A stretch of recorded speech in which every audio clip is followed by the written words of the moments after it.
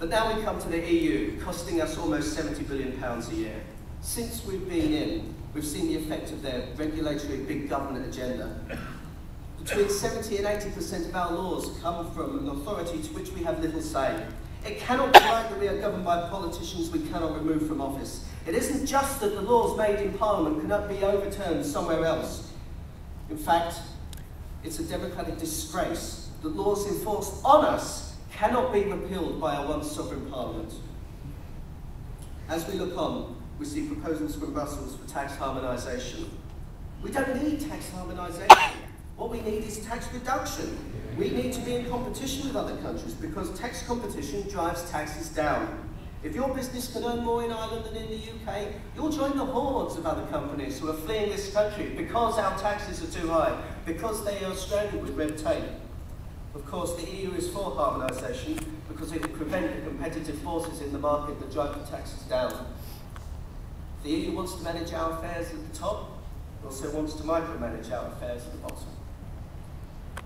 Just as the government think they can put chips in our bins, the EU now wants to tax bins. We see more government, not less, coming from Brussels. And it all has a cost. You're paying £16 billion a year for an agricultural policy that blocks free trade, forcing the farmer to farm the subsidy and not the market. The common fisheries policy costs £3 billion a year, but the damage done to British fishing communities far exceeds any financial cost policy it implements. Over-regulation in all costs British business £26 billion a year. Far too much a cost to pay. At conference, we are fighting back for British business, producing the positive case for lower taxes and smaller, better government. Our paper on regional development agencies has exposed the costly wastefulness of top-down regional development, an agenda pushed by the European Union of the Regions, costing each British taxpayer £600 since their creation. These bodies have done little to increase economic activity in the regions. Employment statistics have shown that in the period before their implementation, employment in the regions grew faster than under the eye of RDA planning. The same holds true for the number of jobs created. From 1995 to 2000, job growth grew by 9.5%. From 2000 to 2005, job growth fell to 3%. Facts prove their redundancy. That is why we're for the complete abolition of regional development agencies.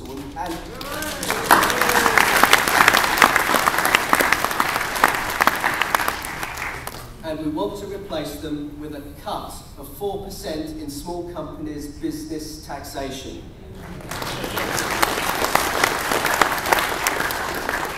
In these tough economic times, it makes no sense to avoid tax cuts designed to boost business activity. It's the economics of the madhouse to let these bodies, whose chief executives earn six-figure salaries, to continue to soak up scarce resources and to waste taxpayers' money. It's morally wrong also to sit by and allow the waste to continue. One such instance being the £53,000 transport expenses bill the chief executive of the South East of England Development Agency handed the taxpayer. But businesses aren't the only ones suffering. Hard-working families are too. Gordon Brown lost all credibility when he doubled the income tax on Britain's lowest paid. Ladies and gentlemen, it's time to take the lowest paid out of income tax altogether so we can show that we reward work and not welfare dependency.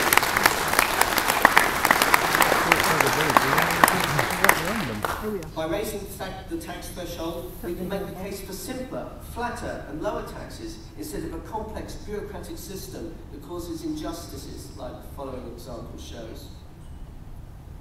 Any readers of John Gaunt's column in The Sun will be familiar with this letter he received last week. It detailed the tragedy and injustice of the current tax code. A young couple, struggling to bring up their first child, were unable to claim the benefits they were entitled to. Why? Because they lived together, because they were a couple, because they both worked. On barely over minimum wage, this couple have been penalised by a tax code that has spiralled out of control and produced the most disastrous of unintended consequences. Conference, we need to take the 10,000 pages of tax code we have in this country and throw it out the window. We need a simple flat tax that takes hard-working, low-income families out of income tax altogether so they can keep the fruits of their labour and provide for their families. UKIP deserve congratulations for embracing the flat tax. You've led to an important contribution to the debate, and hopefully others will listen, and that we can take the lowest paid out of income tax altogether. A low flat tax will bring our economy to new strengths. Already the pound is being weakened. And I see so many people wearing their pound badges today because you have faith in the pound. The TPA has faith in the pound. Our economy can grow because we will keep the pound. And we will never, ever, ever surrender our currency or our economy to the EU.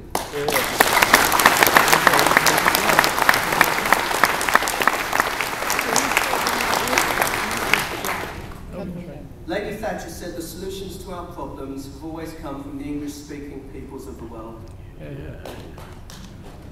And it is to them that we must look again. As economies in the EU stagnate, America begins to grow itself out of economic difficulties. Where Brown taxes and squanders taxpayers' money, leaving this country bordering on recession, the Bush tax cuts and stimulus package has created a growth of 3.3%. That example alone shows the options our nation faces. Are we to continue toward the path of big government, higher taxes, stagnant growth, waste and more government? Or do we chart a new course, one of lower taxes, that is rescuing America and one that Eastern Europe has already profited from? In 2005, half of the British people agreed that the government spends too much and taxes too much. Today, that number is 2/3 and climbing. The old tax and spending ways of the past are edging behind us. It's time to dock the government's allowance, and I urge you to join our campaign so together we can take our message further into the country and turn that 2/3 into an absolute majority. Be bold in the defence of liberty and freedom.